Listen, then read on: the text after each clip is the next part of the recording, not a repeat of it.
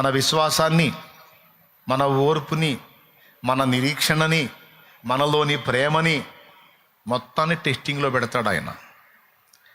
అసలు నాకు ఏ టెస్ట్లో వద్దంటే కుదరదు. ఎందుకంటే దేవుడు మనకి ఇవ్వాలనుకునే ఆశీర్వాదము ఇహమందును పరమందును కూడా ఉండేటట్టు చూసుకుంటాడు ఆయన. మనం భూమి మీద పరీక్షకు నిలబడితే దాని ఫలము ఈ భూమి మీద వరకే కాదు, మనకు నిత్యత్వంలో కూడా దొరికిద్ది. మీకు తెలియాలి ఆ సంగతి. ఎందుకు పరీక్షకు నిలబెడతాడంటే, ఈ పరీక్షలో మనం పాస్ అయితే ఇక్కడ మనకి దేవుడు ఇవ్వాలనుకునేది దక్కిస్తాడు. ఇక్కడ అయిపోయిన తర్వాత అక్కడ కూడా, ఇక్కడ నీవు పరీక్షలో పాస్ అయిన దాన్ని బట్టి అక్కడ కూడా ప్రతిఫలం ఉంటుంది. మామూలుగా మనుషులు మనకి ఎగ్జామ్స్ పెడతారుగా, మనుషులు మనకి పరీక్షలు పెడతారుగా. ఈ పరీక్షలన్నీ మనం పాస్ అయితే ఇక్కడే మనకి ప్రయోజనం, ప్రతిఫలం. రేపు చచ్చాక ఈ మనుషులు మనకేం ఇవ్వరు. కానీ దేవుడు పెట్టే పరీక్షలు మనం పాస్ అయితే అది ఇక్కడ ప్రయోజనం, అక్కడ కూడా మనకు ప్రయోజనం. అది అక్కడ విషయం. కాబట్టి మనకి ఇహపర మేలులు అనగోర్చాలని దేవుడు అనుకున్నప్పుడు ఖచ్చితంగా మనల్ని పరీక్షా నాళికలోకి తీసుకొస్తాడు. అది కూడా మనల్ని దీవించాలనుకున్నప్పుడే తెస్తాడు లైన్లో. మనల్ని అట్లనే వదిలేయాలనుకున్నప్పుడు పరీక్షలోకి తేడు. అబ్రహాముకి ఆకాశ నక్షత్రాలంత సంతానాన్ని ఇవ్వాలనుకున్నప్పుడు కొడుకుని ఇవ్వమన్నాడు. కొడుకుని ఇవ్వడానికి అబ్రహాం సిద్ధపడ్డప్పుడు అబ్రహాంతో ఏమన్నాడో తెలుసా? నీకు ఒక్కగానొక్కడై ఉన్న కుమారుని నాకు వెనుతీయలేదు గనుక ఇకబో ఆకాశ నక్షత్రాలు లెక్కేసుకో, సముద్రపు ఇసుక రేణువులు లెక్కేసుకోమన్నాడు. అమ్మో నా వల్ల కాదు ప్రభువా, నేను లెక్క పెట్టలేనంటే నీవే లెక్క పెట్టలేనంత మంది పిల్లల్ని నీకు ఇస్తానన్నాడు. పరీక్షకు ముందా, పరీక్ష తర్వాత? ఇంత పెద్ద ఆశీర్వాదాన్ని అబ్రహాంకి ఇవ్వడానికి దేవుడు సిద్ధపడినప్పుడు ముందు అబ్రహాముని పరీక్షలోకి తీసుకొచ్చాడు. ఎంతమందికి అర్థమైంది? మన దేవుడు ఎవరో పెద్దగా చెప్పాలి. పరీక్షించటం దేవుని పని, పరీక్షలో పాస్ అవ్వటం మన పని. దేవునికి స్తోత్రం. ఎక్కడన్నా చూడండి, గిద్యోనుకు గొప్ప విజయాన్ని ఇవ్వాలనుకున్నాడు, అందుకే ప్రజల్ని పరిశోధించాడు. 5 రొట్టెలు 2 చేపల చేత గొప్ప అద్భుతాన్ని చేసి వేలాది మంది కడుపులు నింపాలనుకున్నాడు, అందుకే ఫిలిప్పును టెస్ట్ చేశాడు. ఏబును ఒకంత కాదు 2 ఆశీర్వదించాలనుకున్నాడు, ఏబును 2 దీవించాలనుకున్నాడు, అందుకే ఏబును పరీక్ష నాళికలో పెట్టాడు. ప్రభు ప్రత్యక్షమైనప్పుడు మనకు మెప్పు, మహిమ, ఘనత కలిగించాలనుకున్నాడు, అందుకే మన విశ్వాసాన్ని పరీక్షలో పెడతాడు. ఇప్పుడు చెప్పండి, ఆయన మనల్ని పరీక్షిస్తాడా, పరీక్షించడా? పరీక్షించడం న్యాయమా, అన్యాయమా? అది సంగతి. మరి పరీక్షలో మనల్ని ఉంచినప్పుడు మరి మనం మొత్తుకున్నప్పుడు జవాబిస్తే అట్ట? అర్థమైందా? ఏం చేద్దాం? క్లాసు దాకా తీసుకొస్తాడు నాన్న. క్లాస్ గదిలోకి పంపించిన తర్వాత ఇక నాన్న కనపడ్డు. మా వాడి దగ్గర నేను ఉంటానంటే, నా దగ్గర ఏం కాపీలు లేవండి, నేను మా వాడి దగ్గర జస్ట్ నిలబడతాడు భయపడకుండా. అప్పుడు అందరు రావాల, తండ్రులు అందరు పాప చూశారు కనుపా. ఇక ఎగ్జామ్ హాల్లో వాడే రాయాలి. వాడికి అర్థం కాక నానోయ్ నాన్న రాడు. అమ్మోయ్ అమ్మ, ఒక్క క్వశ్చన్ కూడా నాకు అర్థం కావట్లేదు అమ్మోయ్ అమ్మ, నేను చదివింది ఏది రాలేదే అమ్మోయ్ అమ్మ అంటే అమ్మ రాదు, అయ్యా రాడు. వస్తారా? వాడే రాయలే, వాడు ఎంత మొత్తుకున్న ఆన్సర్ లేదుగా. అలాగున ఎగ్జామ్లో నిన్ను నన్ను ఉంచినప్పుడు మనం ఎంత మొత్తుకున్నా ఆయన ఆన్సర్ ఇవ్వడు, మౌనంగా ఉంటాడు. దేవునికి స్తోత్రం. అయితే స్టూడెంట్స్కి, పిల్లలకి లేని సౌకర్యం మనకుంది. ఏంటి ఆ సౌకర్యం అంటే, అక్కడేమో తండ్రి మాట కొడుకు అందదు, తల్లి మాట కొడుకు అందదు, కానీ ఇక్కడ దేవుని మాట మనకు అందిద్ది.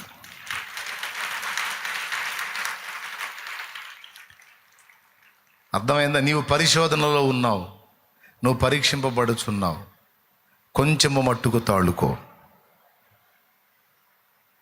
ఈ పరీక్ష పూర్తయిన తర్వాత నేను నీ కొరకు దాచి ఉంచిన బహుమానం గొప్పది, నా కుమారుడా ఓర్చుకో, నా కుమారి ఓర్చుకో అంటాడు. ఆయన వాక్కు చేత నిన్ను నన్ను ఆదరిస్తాడు. అంతేకాదు పరీక్షలో ఎలా పాస్ అవ్వాలో ఆ రూట్ కూడా ఆయనే చూపిస్తాడంట. నేను చెప్పలా, కొరింథీ పత్రిక చెప్పింది, చూసుకొని కావాలంటే. కాపీలు కూడా ఆయన అందిస్తాడంట. ఎంత మంచి తండ్రో చూడండి, దేవునికి స్తోత్రం, హల్లెలూయా. ఈ అందించిన కూడా ఒకడు పాస్ గాడు, ఏం చేద్దాం. 1 కొరింథీ పత్రిక 10వ అధ్యాయము 13వ వచనం. అది చదువు. సాధారణముగా మనుషులకు కలుగు శోధన తప్ప మరి ఏది మీకు సంభవింపలేదు. శోధన అంటే పరీక్ష అనుకో. దేవుడు నమ్మదగినవాడు, మీరు సహింపగలిగినంత కంటే ఎక్కువగా ఆయన మిమ్మను శోధింపబడనివ్వడు. ఏమండి, 10th వాడికి డిగ్రీ టెస్ట్ పెడతారా? దేవునికి స్తోత్రం. అది దాని అర్థం. 10th చదివిన వాడికి డిగ్రీ టెస్ట్ పెడతారా? 5th చదివిన వాడికి 10th టెస్ట్ పెడతారా? కాదు కదా. వాడి స్టడీ అంతా వాడి టెస్ట్ అంతే. వాడు 10th చదివాడు అనుకో, 10th ఎగ్జామ్స్ ఉంటాయి, అంతేగాని ఇంటర్మీడియట్ ఎగ్జామ్స్ ఉండవు వాడికి, ఎందుకంటే ఆ పాఠాలు వీడికి తెలియదు. కాబట్టి నువ్వు సహింపగలిగినంత కంటే ఎక్కువగా ఆయన నిన్ను పరీక్షింపబడనీయడు. ఇంకొకటి, దేవుడు నమ్మదగినవాడు. పరీక్షతో పాటు ఎలా పాస్ అవ్వాలో ఆ మార్గాన్ని కూడా ఆయనే చూపిస్తాడని అక్కడ రాశాడు, చూడు. అంతేకాదు బైబిల్కి వెళ్ళి చూడు, బైబిల్కి వెళ్ళి చూడు. సహింపగలిగిన దానికంటే ఎక్కువ నిన్ను శోధింపబడనీయడు. దాంతోపాటు సహింపగలుగుటకు ఆయన శోధనతో కూడా తప్పించుకున్న మార్గమును కలుగు చేయును. కదమ్మా, తప్పించుకునే దారి కూడా దేవుడే వేస్తాడట.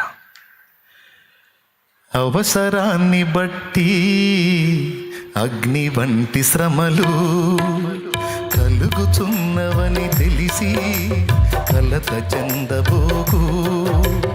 అవసరాన్ని బట్టి అగ్ని వంటి శ్రమలు కలుగుచున్నవని తెలిసి కలత చెందబోకు. నిన్ను పిలిచిన దేవుడు నమ్మదగినవాడు, శోధనలో నిన్ను విడిచిపెట్టిపోడు. కంటి పాపల తోడుండి నిన్ను కాచుకుంటాడు, కన్న తండ్రిలా తోడుండి నిన్ను ఆదుకుంటాడు. నమ్మునేస్తమా, ఇది సత్యం, వీడబోకుమా విశ్వాసం. నీ ఆశ నిరాశ కానే కాదు, వేదన ఎందుకు? నీ కన్నీరు కలకాలముండదు, కలతే చెందకు. నీ ఆశ నిరాశ కానే కాదు, వేదన ఎందుకు? నీ కన్నీరు కలకాలముండదు, కలతే చెందకు. దేవునికి మహిమ, దేవునికి మహిమ. హల్లెలూయా, హల్లెలూయా. ఏమర్థమైంది మీకు? మన దేవుడు ఏం చేస్తాడు? పరిశోధిస్తాడు, పరీక్షిస్తాడు. పరీక్షించడంతో పాటు దాన్ని ఎలా గెలవాలో కూడా ఆ జ్ఞానాన్ని, ఆ శక్తిని, ఆ ఆలోచనని ఆయనే మనకిస్తాడు. అదే రాసుంది గ్రంథంలో. శోధింపబడుతున్నప్పుడు, పరీక్షలో ఉన్నప్పుడు నువ్వు చేయాల్సింది ఏంటో తెలుసా? దాని నుంచి నువ్వు జయించడానికి నువ్వు ఆయన ఆశ్రయించాలి. అది మన పని. పరీక్షించడం దేవుని పని, పాస్ అవ్వడం మన పని అన్నాను నేను. పాస్ అవ్వడానికి ఏం చేయాలి? మన సొంత కృషితో మనం తిప్పలు పడితే మన వల్ల కాదు. ఏ విధంగా మనం పాస్ అవుతామో ఆ ఐడియా ఆయనే ఇస్తాడు. ఈ ఆఫర్ ఎవరికన్నా ఉందా? 2 తెలుసుకోవాలి.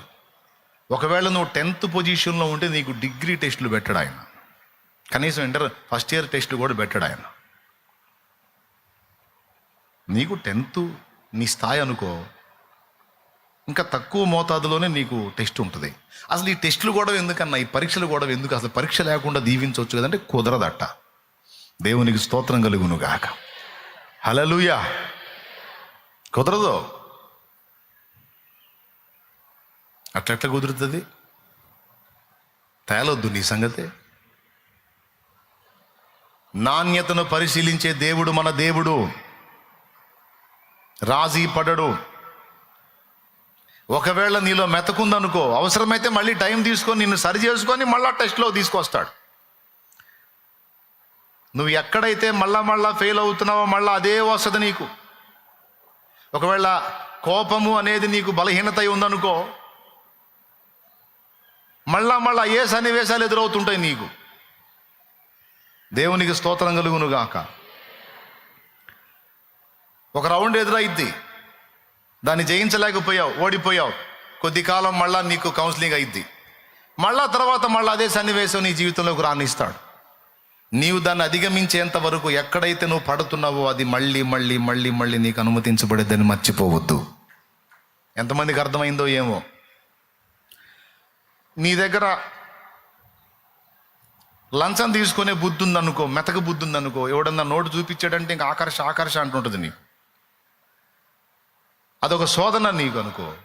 నువ్వు దాన్ని అధిగమించేంత వరకు మళ్ళా నీకు అది ఎదురొస్తూ ఉంటుంది. ఇక పూర్తిగా తీర్మానం చేసుకొని నువ్వు దాన్ని జయించేంత వరకు అదే నిన్ను మళ్ళీ దర్శిస్తుంది. అట్లాగే ఎక్కడ నువ్వు వీక్ అవుతావో అందులో నువ్వు మళ్ళా నిగ్గుదేలేంత వరకు నీకు మళ్ళా పరిశోధన వస్తానే ఉంటుంది. ఎంతమందికి అర్థమైంది? అది నీకైనా నాకైనా తప్పదు. ఎందుకంటే తన పిల్లల్ని నాణ్యంగా తీర్చిదిద్దాలనేది ఆయన గొప్ప ప్రణాళిక. రాజీ పడేవాళ్ళుగా కాదు, పోరాడే యోధులుగా చూడాలి. అది తెలుసా మీకు? అందుకనే దేవుడు మనల్ని పరీక్షలోకి తీసుకొస్తాడు. చదువు ఆయనే నేర్పుతాడు, ఎగ్జాము ఆయనే పెడతాడు. ఫెయిల్ అయితే మళ్ళా కౌన్సిలింగ్ చేస్తాడు. అంతే కదండి. ఇప్పుడు 10th ఫెయిల్ అయ్యావనుకో, ఇంటర్లో చేరుస్తారా?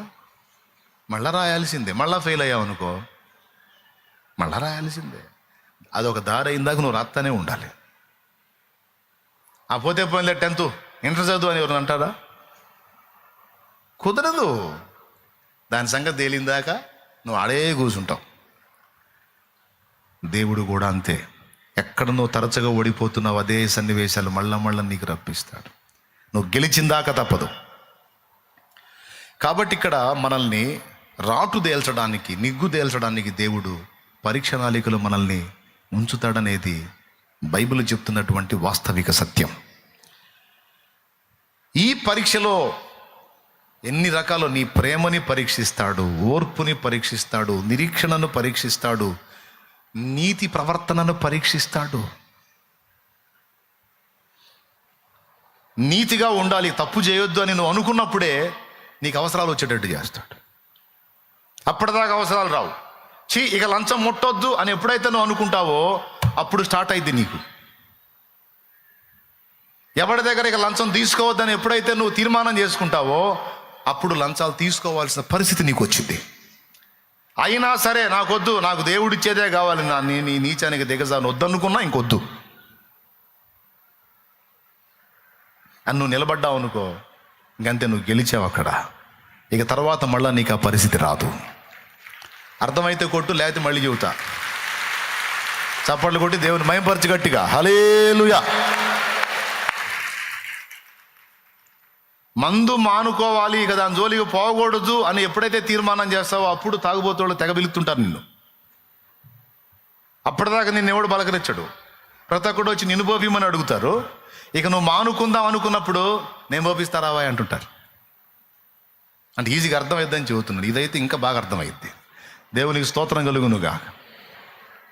నువ్వు తాగుతున్నప్పుడు ఎవడు పోపీడు, మానుకుందామని డిసైడ్ అవుతావు చూడు, అప్పుడు పిలుస్తూ ఉంటారు. ప్రతి పాపము అంతే. అప్పటిదాకా అమ్మాయి వెంట నువ్వు ఫాలో అవుతూ ఉంటావు, అమ్మాయి పట్టించుకోదు. నాకు వద్దు, దరిద్రమే వద్దు నాకు, నువ్వు ఎప్పుడైతే మానుకుంటావో అమ్మాయి ఫోన్ చేస్తుంది, ఏంటి సంగతి అని. అప్పుడు ఇక మంచివాడి బుద్ధి మాంసం దగ్గర నీ రంగు తేలిపోయింది అక్కడ. దేవునికి స్తోత్రం కలుగును గాక. ఏమన్నా అర్థమైందా? అంటే నువ్వు ఎక్కడెక్కడ బెండ్ అవుతావో, ఎక్కడెక్కడ ఏ విధంగా నువ్వు టెంప్ట్ అవుతావో ఆ పరిస్థితులన్నిటినీ కూడా, ఎందుకంటే ఈ మాట బైబిల్లోనే ఉంది. ఇది కూడా ఆయన 40 దినములు ఏమీ తినలేదు. ఆయన ఆకలి గొనగా అపవాది ఆయన యొద్దకు వచ్చి ఆయనను శోధించను. ఎప్పుడు శోధించాడు? కడుపు నిండినప్పుడా, ఆకలి కొన్నప్పుడా? అది శోధన ఎప్పుడు వచ్చిందో తెలుసా? అవసరంలో వచ్చింది సోదరా, ఆకలిలో వచ్చింది. ఒక పక్క ఆకలి పుట్టిస్తాడు, మరో పక్క ఆకలి తీర్చుకోవడానికి అక్రమ మార్గాలు ఓపెన్ చేస్తాడు. ఈడేం చేస్తాడో చూద్దామని కనిపెడతాడు ఇక మౌనంగా. ఎంతమందికి అర్థమైంది? మరి ఇక్కడ మన పని ఏంది?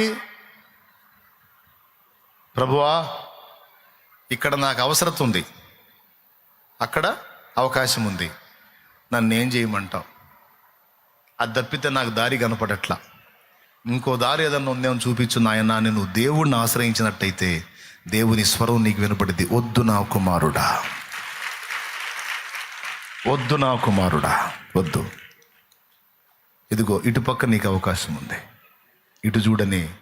నువ్వు తప్పించుకునే దారి దేవుడే నీకు చూపిస్తాడు.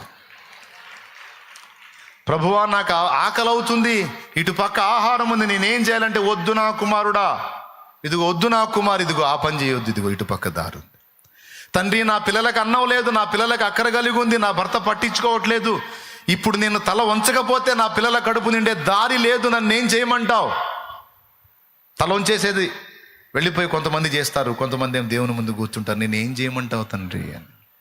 అప్పుడు దేవుడు మాట, వద్దు నా కుమారే, వద్దమ్మా, నీతిగా ఉన్నావు, నీ పిల్లలకు నువ్వంటే ఎంతో గౌరవం ఉంది, ఇప్పుడు ఈ తప్పుడు పనికి తలొంచావంటే లైఫ్ లాంగ్ నీ పిల్లల ముందు నీ సాక్ష్యం పోయిద్ది. అంతేకాదు, నీ పిల్లలు చెడిపోతారు. చెడిపోతున్నప్పుడు నువ్వు వాళ్ళని గద్దించలేవు. గద్దించావనుకో, నువ్వు చేసింది ఏం పని అని నిన్నే ప్రశ్నిస్తారు. కాబట్టి నీ సాక్ష్యంతో పాటు నీ పిల్లల జీవితాలు నాశనం చేసే ఈ పాపం జోలికి నువ్వు పోవద్దు, ఓర్చుకో, ఇదిగో నేను నీకు దారి చూపిస్తాను చూడని మరొక మార్గం దేవుడే నీకు చూపిస్తాడు. ఏమైనా అర్థమవుతుందని నేను చెప్పేది? నీకే నువ్వు ఇంతే చెబుతావు, నువ్వు కడుపు నిండినోడి బాధలు పడుతున్నాం మాకు తెలిసిద్దంటే మరి వాగులొద్దు. మరి నేనేం చేయమంటావు? నేను చెప్పేది వాక్యానుసారం. అట్లా ఎవరైనా అనుకున్న వాళ్ళకి చెబుతున్నానులేండి. నేను చెప్తుంది వాక్యానుసారం. దారి చూపించకపోతే దేవుణ్ణి ప్రశ్నించు. చాలేమన్నకే ఎట్నే చెబుతాడు, నీతిగా బతకాలి, నిప్పులాగా బతకాలి, అట్ట బతకాలి, ఎట్ట బతకాలి, బాధలు పడుతున్న వాళ్ళకి తెలిసిద్ది అని నన్ను ఎటకారం చేస్తారు. అందుకని చెబుతుందండి. నేను చెప్పినట్టు చేసి చూడు. నా తండ్రి చెప్పాడు కదా, శోధనతో పాటు పరీక్షతో పాటు పాస్ అయ్యే మార్గం నేనే చూపిస్తానని చెప్పాడు కదా. నా తండ్రి నీకు అవకాశాలు ఇస్తాడు, అవసరం ఉంటే దారి చూపిస్తాడు ఆయన. తప్పుడు పని చేసేదానికి కాదు, వేరే రీతిగా నీకు వచ్చేటట్టు చేస్తాడు ఆయన. ఎటో పక్క ఆయన యోసేపు చెప్పొచ్చు, ప్రభువా అన్ని డోర్లు క్లోజ్ అయిపోయినాయి తండ్రి, ఇక ఈ దుష్టులు నన్ను వదిలేటట్లేదు ప్రభువా, నేను శోధించబడుతున్నాను ప్రభువా. తండ్రి అని చెప్పి మెలికలు తిరిగి పాపం చేసేయచ్చు. చేశాడా? తండ్రి బుక్ అయ్యాను, దయచేసి నన్ను కాపాడుమని. ఇంత ఘోర పాతకమునకు నేను ఇష్టపడట్లేదు, నాకు వద్దు అన్నాడు. అంతే, అన్ని డోర్లు క్లోజ్ అయినాయి, కానీ ఒక్క ద్వారం తెరవబడి ఉంది. అది యోసేపు కంటపడేటట్టు దేవుడు చేశాడు. ఆ మార్గం గుండా యోసేపు బయటికి పారిపోయెను. ఏదో ఒక దారి నా దేవుడు నీ కోసం ఓపెన్ చేసే ఉంచుతాడు. నీకు తెలియదు ఆ సంగతి. ఇక ఆ పనికి మాలిన పని ఒక్కటి తప్ప ఇంకొక దారి లేదన్నట్టుగా నీ చుట్టూ అలా అనిపిస్తుంది. కానీ ఒక పక్క దేవుడు నువ్వు దాన్ని ఇష్టపడకపోతే ఇంకొక ప్రక్కగా నీకు హెల్ప్ వచ్చేటట్టు డోర్ ఓపెన్ చేసే ఉంచుతాడు. నిజంగా అర్థమవుతుందా? ఎంతమందికి అర్థమవుతుంది? అర్థం చేసుకుంటున్నందుకు వందనాలు. పిల్లిదారా, పరీక్షను అనుమతించే దేవుడే దాన్ని పాస్ అయ్యే మార్గాన్ని కూడా చూపిస్తాడు. తొందరపడి సొంత దారులు వెతకొద్దు, అది నీ పని కాదు. పరీక్షను పెట్టే దేవుడికే ఆ బాధ్యత అప్పచెప్పు. దారి చూపించే పని కూడా నీదే ప్రభువా. ఎంత పరీక్షకైనా నన్ను అనుమతించు, కానీ పాస్ అయ్యే మార్గాన్ని నువ్వే చూపించు. నేను తెలివి తక్కువ వాడిని, తెలివి తక్కువ దాన్ని, నేను నీ మీదే అనుకుంటున్నాను ప్రభువా, సాయం చేయమని అడుగు. ఏబు అదే చేశాడు. ఏబు అదే చేశాడు. భార్య ఫెయిల్ అయింది. దేవుణ్ణి అప్పటిదాకా భజన చేసిన భార్య కష్టాలు రాగానే తిట్టమంది. ఏమన్నాడు తెలుసా? మూర్ఖురాలు మాట్లాడినట్టు మాట్లాడద్దు. ఈ శ్రమను అనుమతించిన దేవుడే దాన్ని రద్దు చేసి ప్రత్యామ్నాయం చూపిస్తాడు అని మనసులో తలంచి, యెహోవా ఇచ్చిన యెహోవా తీసుకుని యెహోవాకే స్తోత్రం, ఒక్క మాట కూడా నేను నా తండ్రి నన్ను అన్నాడు. దేవుడు ఏం చేశాడు తెలుసా? ఏబు దేవుని పాదాలే పట్టుకున్నాడు, దేవునితోనే వ్యాజ్యం ఆడాడు, దేవుణ్ణే గోజాడాడు. తల్ల క్రిందలైన పరిస్థితుల్ని మళ్ళా చక్కదిద్ది ఏబుని రెండింతలుగా ఆశీర్వదించి మళ్ళా ఘనపరిచాడు. హల్లెలూయా. కాబట్టి దేవునికే అప్పచెప్పు, అది దేవుని పని. శ్రమను అనుమతించిన దేవుడే పరిష్కారాన్ని చూపించాలి, అది దేవుని పని. నీ పని ఏమిటంటే దేవుణ్ణి ఆశ్రయించు, దేవునికి ప్రార్థించు. Praise the Lord. ప్రేమగల తండ్రి, ఈరోజు నీ సన్నిధికి నీ బిడ్డల్ని నడిపించి నీ బిడ్డల్ని దర్శించిన ప్రతి మాట కొరకై వందనాలు. పరీక్షించే దేవుడుగా మా మధ్య ప్రత్యక్షమయ్యా. మా ముందు నువ్వు ఉంచిన పరీక్షలో మేము పాస్ అవునట్లు ఆ మార్గాన్ని కూడా నువ్వే చూపించు. ఇప్పటికే ఎన్నో రకాల శ్రమల్లో, శోధనల్లో, బాధల్లో, వేదనల్లో, అవమానాల్లో, అన్నిళ్లలో ఉన్న నీ బిడ్డల్ని నన్ను దర్శించండి. మనో దుఃఖాన్ని తొలగించి, ఆదరించి, ధైర్యపరిచి, నెమ్మది కలిగించు. ఎలా గెలవాలో, ఎలా జయించాలో, ఏ విధంగా నీ పోలికలోనికి రూపాంతరం చెందాలో మాకు కృపనివ్వు. నా ఎదుటున్న చిన్నలు, పెద్దలు, వృద్ధులు, స్త్రీలు, పురుషులు, యవ్వనులు వారు ఎదుర్కొంటున్న శారీరక, మానసిక, ఆత్మీయ వేదనలన్నిటి నుంచి వారికి విడుదల దయచేయి.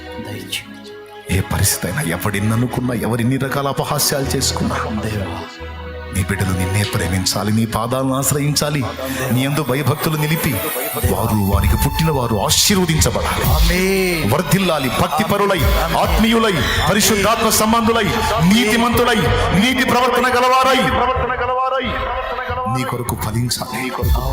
మమ్మల్ని అందరినీ రీతిగా ఆశీర్వదించమని స్తుతియు, మహిమయు, ఘనతయు నీకే చెల్లిస్తాం.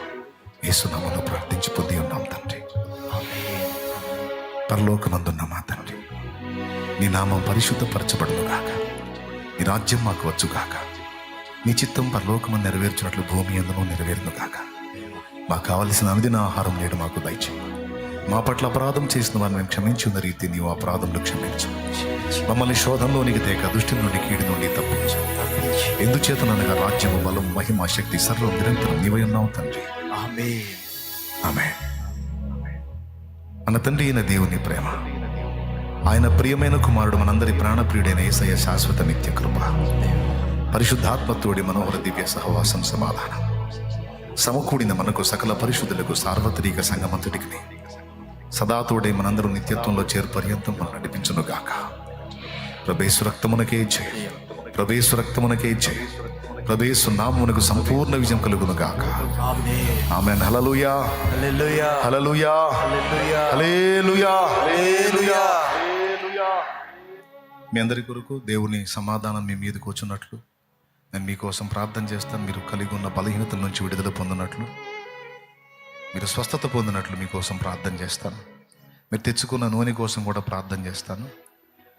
మీరు దయచేసి దేవుణ్ణి స్తుతించండి. ఈరోజు విన్న మాటలను బట్టి ఇప్పటికే పరీక్షలో ఉన్నటువంటి వాళ్ళు దేవుణ్ణి ఆశ్రయించండి, పరిష్కారాన్ని ఆయనే చూపిస్తాడు. ఇక్కడ ఉన్నాళ్లే కాదు, లైవ్ ద్వారా అందుబాటులోకి వచ్చిన బిడ్డలు కూడా విన్న మాటలను బట్టి ధైర్యం తెచ్చుకుని గుర్తుపెట్టుకో, పరీక్షా కాలం పూర్తయిన దాకే నీకు ఈ శోధన, ఈ వేదన, ఈ బాధ, ఈ శ్రమ, ఈ రోగం, ఈ సమస్య, నీ నమ్మకత్వం, నీ విశ్వాస్యత, నీ యథార్థత, నీ భక్తి నిగ్గు తేలిన నాడు నువ్వు ఉంచమన్నా ఉంచడు, వాటిని ఆయన తీసేస్తాడు. రెండింతల ఆశీర్వాదాన్ని నీకు వచ్చేటట్టు చేస్తాడు. నిన్ను బట్టి దేవుడు అతిశయించున్నట్లు, నిన్ను బట్టి దేవుడు సంతోషించున్నట్లు, నిన్ను బట్టి దేవుడు ఘనంగా చెప్పుకొనున్నట్లు, ఎగ్జామ్లో పాస్ అవ్వడానికి విశ్వాసంలో స్థిరంగా ఉండు. కృప మనందరికీ తోడై ఉండనుగాక. స్తోత్రాలు చెప్పండి అందరూ. ఎవరెవరికి ఏ విధమైన బలహీనత ఉందో మీ నెత్తి మీద చేయి ఉంచండి, నేను మీకోసం ప్రార్థన చేస్తాను. స్తోత్రాలు చెప్తూ మీకున్న మానసిక, శారీరక, ఆత్మీయ సమస్యల నుంచి విడుదల పొందినట్లు మీ తల మీద చేయి ఉంచండి, మీ తల మీద కుడి చేయి ఉంచండి. బిడ్డలారా మీకోసం నేను ప్రార్థన చేస్తాను. స్తోత్రం. అందరూ స్తోత్రాలు చెప్పాలి, స్తోత్రాలు చెప్పాలి బిడ్డ, స్తోత్రాలు చెప్పాలి. స్తోత్రం స్తోత్రం స్తోత్రం స్తోత్రం స్తోత్రం స్తోత్రం. నా దాసుల ప్రార్థన నేను ఆలకించువాడనై ఉన్నాను, వారి ప్రార్థనకు చెవి ఒగ్గుతాను నా దేవుడు సెలవిచ్చాడు. స్తోత్రం స్తోత్రం స్తోత్రం స్తోత్రం. ఏ యోగ్యత లేకపోయినా ఆయన మహాకృపతో నన్ను ఉపేక్షింపగా ఏర్పరచుకుని నేటి వరకు నా ప్రార్థనలకు జవాబిస్తున్న నా యేసయ్య, నా బంగారు యేసయ్య, దేవా నా యేసయ్య, నా యేసయ్య, నా ప్రార్థన వినే నా తండ్రి, నా ప్రార్థనలకు జవాబిచ్చిన నా తండ్రి, నేను మొర్ర పెట్టినప్పుడు ఉత్తరం ఇచ్చిన నా తండ్రి, అనేక ప్రార్థనలకు జవాబిచ్చిన నా తండ్రి, ఈరోజు నీ పక్షంగా చేసే ఈ ప్రార్థనకు జవాబిస్తాడు. విశ్వాసంతో స్తోత్రాలు చెప్పు. కళ్ళు మూసి స్తోత్రాలు చెప్పు నాన్న, స్తోత్రాలు చెప్పు నాన్న. స్తోత్రం స్తోత్రం స్తోత్రం స్తోత్రం స్తోత్రం స్తోత్రం స్తోత్రం స్తోత్రం స్తోత్రం స్తోత్రం స్తోత్రం స్తోత్రం స్తోత్రం స్తుతి స్తుతి స్తుతి స్తుతి స్తుతి స్తుతి స్తుతి స్తుతి. పరిశుద్ధ ప్రభువా నీకు స్తోత్రం స్తోత్రం స్తోత్రం స్తోత్రం స్తోత్రం స్తోత్రం స్తోత్రం స్తోత్రం. స్వస్థపరచు దేవా నీకు స్తోత్రం స్తోత్రం స్తోత్రం స్తోత్రం స్తోత్రం స్తోత్రం స్తోత్రం. మృతులను బ్రతికించిన వాడా నీకు స్తోత్రం స్తోత్రం స్తోత్రం స్తోత్రం స్తోత్రం. రోగులను స్వస్థపరిచిన వాడా నీకు స్తోత్రం స్తోత్రం స్తోత్రం స్తోత్రం. లాజరును బ్రతికించిన వాడా నీకు స్తోత్రం స్తోత్రం స్తోత్రం చెప్పు. స్తోత్రం స్తోత్రం. యాయిరు కుమార్తెను బ్రతికించిన వాడా స్తోత్రం. కుష్ఠ రోగుల్ని స్వస్థపరిచిన వాడా స్తోత్రం. పక్షవాత రోగుల్ని స్వస్థపరిచిన వాడా స్తోత్రం. మరణ పడకలో ఉన్న వారిని లేవనెత్తిన వాడా నీకు స్తోత్రం. పేతురు అత్త జ్వరమును గద్దించిన వాడా నీకు స్తోత్రం స్తోత్రం. నిన్ను స్వస్థపరచు యెహోవాను నేనే అని వాగ్దానం చేసిన వాడా నీకు స్తోత్రం. నేను పొందిన దెబ్బల చేత మీకు స్వస్థత కలుగుచున్నది అని సెలవిచ్చిన వాడా నీకు స్తోత్రం స్తోత్రం స్తోత్రం స్తోత్రం స్తోత్రం స్తోత్రం. స్తోత్రం స్తోత్రం స్తోత్రం. దేవా నీకు స్తోత్రం, నీకు స్తోత్రం. నీ సన్నిధిలో నిలిచిన నీ పిల్లల్ని దేవా ఒక్కసారి దర్శించు. దర్శించండి. వారు మేము తెలిసి తెలియక చేసిన పాపములు, దోషములు, అపరాధములన్నీ నీ రక్తముతో కడిగి పరిశుద్ధపరచు. పరిశుద్ధ చెడుతనమును అసహించుకొని పాపమును విసర్జించి పరిశుద్ధ జీవితాన్ని అపేక్షించి పరిశుద్ధత కలిగి బ్రతకడానికి మేము కోరుకుంటుండగా దేవా దయచేసి మమ్మల్ని దర్శించి ఆశీర్వదించి ఆశీర్వదించి మా ఆశను స్థిరపరచు.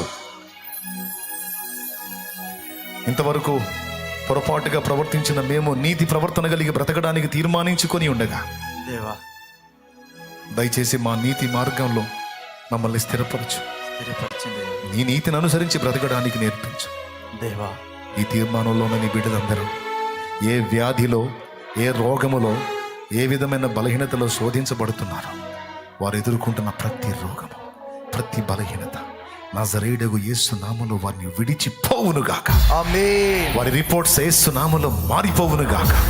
వారి సర్వ శరీరము రోగము నుండి విడుదల పొంది ఆరోగ్యవంతమై స్వస్థత స్వస్థత స్వస్థత విడుదల పొందునుగాక. ఆమేన్. గొప్ప గొప్ప సాక్ష్యాలు, ఆశ్చర్యమైన కార్యాలు జరిగించి దేవా వారి ఎడల గొప్ప కార్యాలు జరిగించి వారి శరీరాల్లో ఉన్న రోగాలు తొలగించి పూర్ణ ఆరోగ్యముతో నింపు. నింపండి. వారు ఎదుర్కొంటున్నటువంటి అప్పుల బాధల్లోంచి, ఆర్థిక ఇబ్బందుల్లోంచి, కేసుల్లోంచి వారికి విడుదల ప్రసాదించు. వారి కన్నీరు తుడవండి. పరీక్షలో వారికి జయం వచ్చేటట్టు చెయ్యి. చేయండి. పరీక్షలో వారికి జయం వచ్చేటట్టు చెయ్యి. చేయండి దేవా. విశ్వాసములో స్థిరముగా ఉండేటట్టు చెయ్యి. చేయండి. వారి ప్రయత్నాలు సఫలపరచు. సఫలపరచండి. నిరుద్యోగులకు జాబ్స్ దయచేయి. దయచేయండి. వారి ఉద్యోగ ప్రయత్నం సఫలమయ్యేటట్టు చెయ్యి. చేయండి దేవా. పొలం వేసినటువంటి రైతులకు సమృద్ధి పంట దయచేయి. దయచేయండి. ఓ ఎగ్జామ్స్ రాస్తున్న బిడ్డలకు జయము దయచేయి. దయచేయండి. గొడ్రాండ్ర గర్భములు ముట్టి వారిని సంతానవతులను చెయ్యి. చేయండి. రోగులను స్వస్థపరచు. స్వస్థపరచండి. కన్నీరు తుడు. కన్నీరు తుడవండి. శాపమును తొలగించు. తొలగించండి. రక్షణ లేని వారికి రక్షణ దయచేయి. దయచేయండి. ఓ ఆర్థిక సమస్యలో ఉన్న వారికి విడుదల. విడుదల. అప్పుల బాధలో ఉన్న వారికి విడుదల. విడుదల. రావలసిన వాటి విషయంలో సహాయము సహాయం నీ బిడ్డలకు దయచేయి. దయచేయండి. పసిబిడ్డలు మొదలుకొని వృద్ధుల వరకు ఎవరు ఏ శ్రమలో, శోధనలో, బాధలో, వేదంలో ఉన్నారో దేవా వారిని విడిపించి వారికి నీ సమాధానము దయచేయి. దయచేయండి. తిరిగి వెళ్ళుచుండగా మార్గమందు తోడై ఉండి సురక్షితమైన ప్రయాణాలు దయచేయి. ఏ ఒక్కరు ఏ కీడులో పడకుండా నీ కృప కాపుదల ప్రసాదించి నీ భద్రత మా బిడ్డలందరికీ దయచేయండి. మరి నాయన, మరి మొన్నటి రాత్రి వేళ నువ్వు మహిమలోనికి తీసుకున్నటువంటి మా సోదరుడు, నీ ప్రియ కుమారుడు మరి గంటెల ప్రకాష్ అనేటువంటి ఈ దాసుని బట్టి నీకు స్తోత్రాలు చెల్లిస్తున్నాను.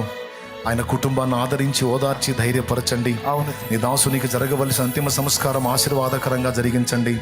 ఆయన విడిచి వెళ్ళినటువంటి పరిచర్య ఆశీర్వాదకరంగా జరిగించే యోధుల్ని లేవనెత్తండి. సోదరుని బట్టి నీకు వందనాలు చెల్లిస్తా ఉన్నాను ప్రభువా. ఆయా కుటుంబాన్ని ఆదరించి ఓదార్చి ధైర్యపరిచి నాయన మీరే సమాధానముతో నింపండి. నీ కృతజ్ఞత స్తోత్రాలు చెల్లిస్తున్నాను. ఇంకా ఇక్కడున్న బిడ్డలందరినీ పేరు పేరు నా లైవ్ ద్వారా జూమ్ ద్వారా అందుబాటులోకి వచ్చిన బిడ్డలందరినీ నీ చేతులకి నీ కాపుదలకే అప్పగించుకోండి. బిడ్డల విశ్వాసంతో తెచ్చిన నూనె నీ శక్తితో నీ దివ్య ఔషధంగా మార్చి వినియోగించి ప్రార్థించుట ద్వారా స్వస్థత చేకూర్చు. యేసు నామములో ప్రార్థించి పొంది ఉన్నాను తండ్రి. ఆమేన్. ఆమేన్.